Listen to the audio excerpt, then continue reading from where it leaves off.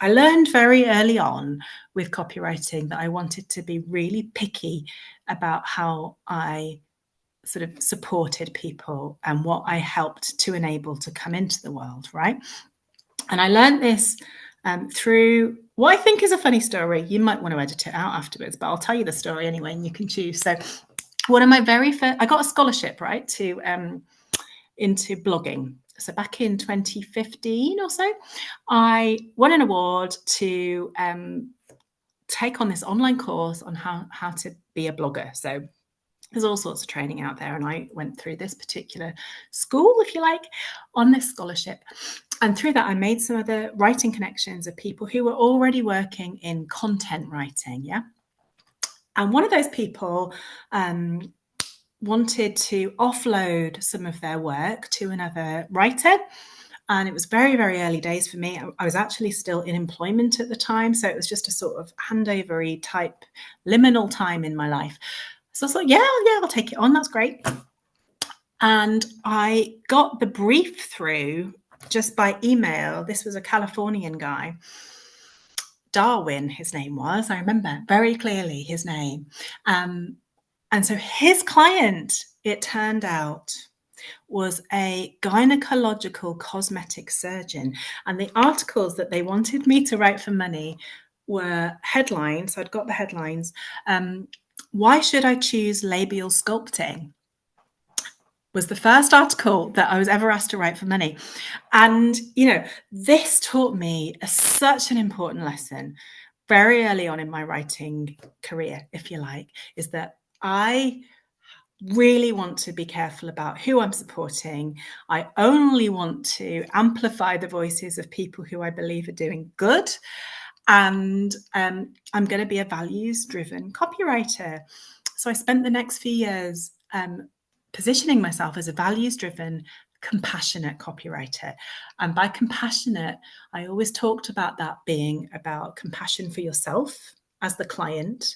So as a copywriter, I would really help my clients understand what their particular strengths were, what their kind of ways of doing things were that were unique to them, but also compassionate to their reader. So it made it really easy for the reader to understand what was going on and whether something was for them. Although all that's kind of in like the marketing sphere. And I know you'll know all about that sort of stuff, but I liked compassion as a lens through which to approach copywriting. And that's what I did for a few years. And I will come on to how I got to creative reflective writing. So basically, I then went on to mentor micro businesses who perhaps weren't ever going to want to hire a professional copywriter, but they wanted to learn the kind of techniques and how to do copywriting, content writing for their own businesses, right? So I did these sorts of things on a one-to-one. Sometimes we did it over online, but quite often I'd do it face-to-face with people. They'd travel up from London or wherever. We'd get in a room together and we'd have a few hours together. And this is the one thing that stood out to me every single time. These people did not need help with how to structure a blog or how to think of an email title. They needed help connecting to themselves. They had all these layers smothering them from really talking about what they wanted to talk about in their own voice that felt real. It was that stuff that got me thinking, where I can most help people be compassionate to themselves is by getting them to connect with themselves first. Because if they can connect with themselves first, then they can send their message out and their readers will connect with them. And so that took me on the path of training in reflective writing, therapeutic and reflective writing, and learning about all these ways in which we can use writing to connect with ourselves more. And I could go on, and I will go on if you like, but I might just give you a moment to just, if you want to ask any questions about that bit of it, feel free. No, it's a wonderful perspective to bring in, and thank you for sharing the story. I think we will leave the story in because it's a very pointed example of, you have the choice. You need to step in the choice of who you want to work with and be clear on the boundaries of who are the ideal clients that you would want to be working with. And oh boy, this sounds like a very painful lesson to go through as a first client, to have to write on these topics with a client. Never ever again. It's for someone, not for everyone. But I love the way you're explaining your journey into kind of creative and reflecting writing. And definitely for me, the point of, you have a pen, you're a writer, you have the ability to type, you're a writer. There's kind of a mind shift between, writer is someone who has published a book, someone who gets paid to write, versus it's just someone who is capable of writing. And it doesn't need to even be pretty or perfect or grammatically correct. And I know it from experience because I've been part of your membership for a while, and I've been joining some of your facilitation sessions with the community, where always the encouragement was, don't think too much about it, and don't worry about the grammar and spelling and perfection, but connect with yourself, connect with the prompts, connect with what is calling you and what's being said. And I would love to learn then a little bit more about the acceptance and commitment therapy model, the ACT. How does that then connect to the work you do? What is it all about? Who is it for? What is the reason behind you then going into this route as well? Sure, absolutely. So ACT, first of all, I would say ACT is a psychological model. So it comes from the world of science and from psychology, and I am not a trained psychologist at all. So apologies in advance to anybody listening who thinks she's got that bit wrong. I'm going to hold my hand up now. I don't claim high ACT expertise, but I do want to put it out there as something for people to go and research and investigate for themselves. So ACT is a psychological model really about humans and language, right? So it's grounded in the theory that as people, as humans, we are the kind of only species that is able to relate things to one another in the way that we do, which means that we can tell stories, which means that we can anticipate things. So because we use signs and symbols and words, it massively explodes the world for us, right? Which is a fantastic thing. It's meant that, our consciousness and our brains have been able to really develop beyond that of other mammals. So absolutely, that's fabulous. But it also brings with it a whole heap of trouble, because it brings with it things like anxiety, because we can catastrophize. So there's one example that I often like to mention, so if you're teaching a child not to walk into the road, potentially, if a chimp or something was doing that, they would have to witness it, right? And they would perhaps even kind of put their baby chimp, slightly in danger to kind of really experience the threat, or to witness the threat. Or they would be in a position of danger and stop the chimp from running in front of a car, right? What we often do is we will talk through that scenario with our children. So we are training ourselves as a species to cope with threats that we have not experienced. And we are able to link one thing to another in so many different ways. And this is where acceptance and commitment therapy is grounded in the kind of the joy and the problem that comes through us being able to relate one thing to another. So it's a model for life, and it's also a model for therapy. And it has basically 6 principles. And the reason why I love it so much in my work is that I think each of those 6 principles can relate really powerfully to writing. So you're going to put me on the spot, and I'm going to really try and make sure I remember these. So first of all, there's one about contact with the present moment. So kind of like mindfulness, it's about being grounded in where you are right now. So kind of stepping away from that anticipation of danger or ruminating about what's gone on in the past. It's contact with the present moment now. And writing is a really powerful way to do that, because it's about exploring what's going on for you in your brain right now. It's a very grounding practice. So there's a really lovely kind of connection there. Another one of the 6 principles is something that ACT practitioners called diffusion. So not diffusion like gas diffusing, but DE fusion. So basically stopping, fusing with your thoughts. So rather than having the thought that saying, you know, I am an anxious person, or I am a terrible driver, or I am a terrible friend, it's creating a bit of distance between that thought and yourself. So you might say, I am having the thought that I am a terrible friend. And you can even go one step further and say, I am noticing that I am having the thought that I am a terrible friend. And it creates this distance. And similarly, with writing, as soon as you get something on the page and out of your head, you can really clearly see it is not you. Yes, it's come from you, but it is not you. It's a thing that is on the page. There's a physical distance there too, because it's in your notebook. So that's 2 of the 6 principles. Another one is called self as context. And again, it's a bit like the diffusion thing. I think there's a saying in kind of Buddhism and in yoga circles about I am the sky and your thoughts are the weather. And it's that sort of principle that you are bigger than everything going on within you.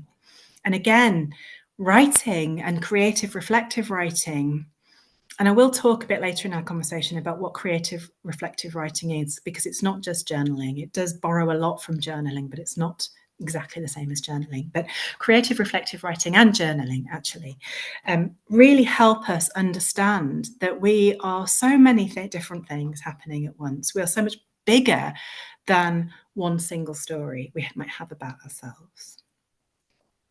So that's 3 of the 6. There is what is the 4th one? I'll come back to the 4th one, but there's another 2 to do with how we actually show up in the world, how we present ourselves in the world.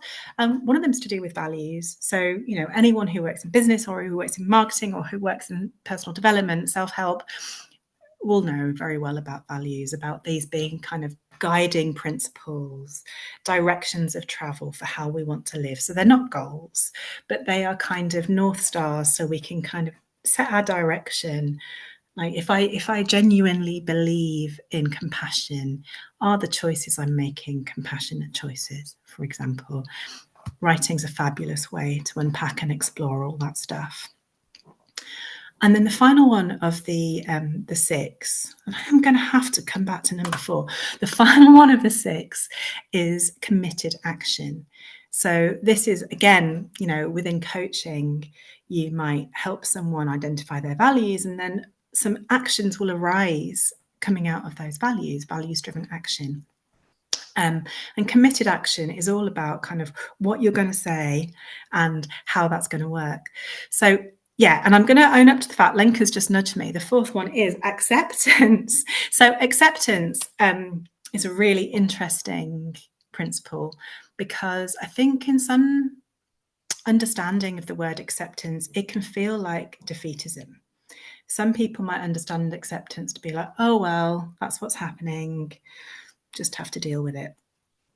Within ACT, and I think within a lot of mindful practice as well, that's not what acceptance is. Acceptance is a willingness to be with what is right now. And within the ACT model, what that means is once you kind of have that willingness to stand where you are, you can then make a plan for going forward. So it's rather than struggling with where you are. And again, like I say, I'm not a therapist, but I think quite a lot of the time, I am someone that's experienced anxiety. And quite a lot of the time, what we struggle with is our feelings of anxiety, right? And what acceptance is saying is if you drop that struggle, you don't need to spend all your energy on that struggle. And then instead, you can spend your energy on understanding your values, taking your committed action, working to see what's going on, how you are separate from your thoughts. And again, when it comes to writing, in terms of setting committed actions, writing can be a really fabulous way to hold yourself accountable. When it comes to acceptance and understanding the situation you find yourself in and a willingness to be with that and not struggle with it, writing is a really powerful way to just process all of that stuff. So, and within ACT, and I think a future podcast episode for you would be fabulous to get an ACT person, a true ACT pro on here. It's called the hexaflex, which I think is a lovely word, because each of these 6 principles work together in tandem, and they can work across this kind of hexagon. So you might work with some acceptance to understand where you are and see what values you might need to kind of go forward, or you might spend some time getting in touch with the present moment, and then that really helps you separate your thoughts from your kind of sense of self. So there's a whole myriad of ways this process can work. And as I say, it's really fabulous as a therapeutic tool. But the way I really like to use it as well is just a way of being in the world. How do I want to show up in the world? How am I able to be as kind as possible to myself? And often that does involve dropping struggle, realizing that thoughts I have do not define who I am, and trying to, as far as possible, to live a values-driven life. So there you go, a very imperfect, but actually I think quite consistent ACT, run through what ACT is from my layperson's non-psychologist perspective. What do you reckon? I love it. It's very practical. It's not simplified, it's not dumbing it down, but it is making it very practical and meaningful and actionable for anyone listening. Not only with the relation to writing, how this model and this approach can be used to when we're writing and when we're using this tool of, capturing our thoughts for therapy, for self-development, for healing. There are lots of ways writing can be used to help us to be better, feel better, be happier, be more settled. And I think it was a perfect example of, that some scientific research, complicated methodologies can be used so simply in our daily lives. But I would love to take you on the note mentioned in your talk to explain the difference between, or define for us, the reflective creative writing, journaling, and any other kind of writing that our listeners may be considering. Obviously, we're putting aside the business writing, copywriting and book writing, and this kind of like, let's get money and let's create something of a value, rather than the introspective, the healing, the empowering types of writing that you do and you help people tap into. Sure, absolutely. And I think on that note, it's really worth saying that the creative reflective writing that I'm just about to kind of talk about really can be a powerful practice for business writing, because increasingly, and this is a whole other episode, but in a world of AI, in a world where people there's so much content out there, really leaning into what it is to be human and proper kind of human authentic stories and people connecting with people is almost a differentiating factor now in terms of standing out. So I think there's so much scope for the creative reflective stuff to influence copywriting and content writing too. But yeah, so what is creative reflective writing? In some ways, I find it easier to define it by what it's not. So it's not creative writing in the sense that all the workshops I deliver and the sessions I run and the retreats I run, and I do this all over the place. I do it in prisons, I do it out in the woods, I do it for corporate away days and strategy days and team Christmas parties, and basically wherever I get an invitation. And it's not that I'm teaching creative writing in these sessions. And in fact, the kind of mantra that you might remember, Lenka, that I often say is, you can't write it wrong, which is a kind of a neat way of saying, please don't think this is about learning how to write a story like you perhaps might remember from school, or it's about being as compelling as possible like you might need to be in copywriting or business writing.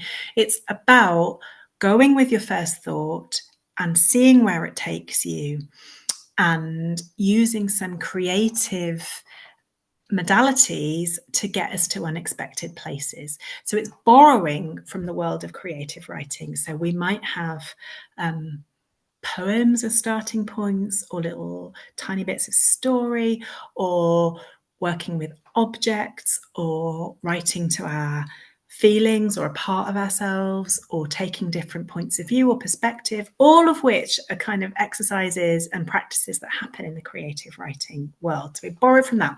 So I kind of think if creative writing is yellow and then journaling is blue. So journaling being the kind of free writing, having your notebook and doing perhaps the morning pages practice that Julia Cameron suggests, and having blank page writing or having a simple sentence starter writing like right now I feel, that sort of stuff. It also borrows from that. But creative reflective writing is almost like the green in the middle, right? So what it will do is take a creative starting point, like it might be, I don't know, something like right now, if you were a room in your house, which room in your house would you be? And force you to kind of start there. And then through writing with this can't write it wrong mantra, with this free writing type mantra, you kind of write yourself back home to what's important.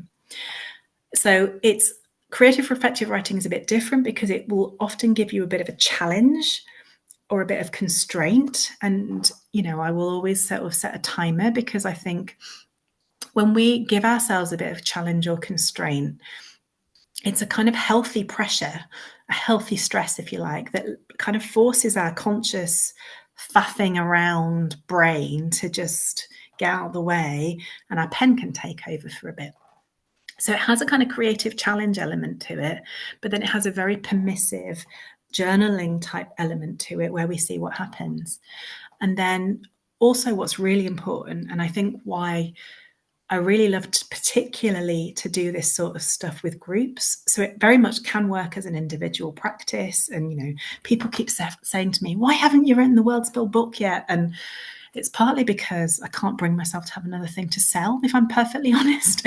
But one of the reasons why I haven't written the Word Spill book yet is because I think these things happen most powerfully when they happen in a group. And I always say sharing is absolutely, absolutely optional. And there are some people that come to my sessions and, apart from saying hi at the start, never say a word. It's totally fine. But often when people do share with each other, two things happen. On the one hand, people have this kind of, oh yeah, me too moment. And they feel much less lonely because whatever's come up for them has come up for someone else. And then, that sparks a conversation and they really get into something. It doesn't have to be like, really deep, shadowy stuff. It can be anything to do with overwhelm or to do with nostalgia or planning or whatever it might, anything. There's that kind of me too aspect to it. But equally, it's just as powerful if, I don't know, you do a writing exercise, and I don't know, we did one recently about the sun, for example. And for some people, they really took it in the direction of high energy and enthusiasm and being on top of the world and blazing and all that sort of thing. Other people took it very much down a kind of aggressive, being scorched, kind of violent almost direction. And I think there's also real power in seeing where there is difference, because by seeing it kind of shows you your blind spots. Like if you're doing some writing and you've ended up writing about something being really violent and aggressive, it's not that that's wrong, and it's not that those people who went down the kind of high energy meadows and flowers approach was wrong either. It's that it's telling you something about what's coming up for you right now, and that's what's really important and connective. So that's what creative reflective writing is. It's that kind of green bit that borrows from the yellow of creativity, if you like, and the blue of reflection, and has this kind of really kind of fertile, growthful connection to self bit in the middle that I find, and lots of people who do this stuff find, is even more powerful for them than just doing journaling.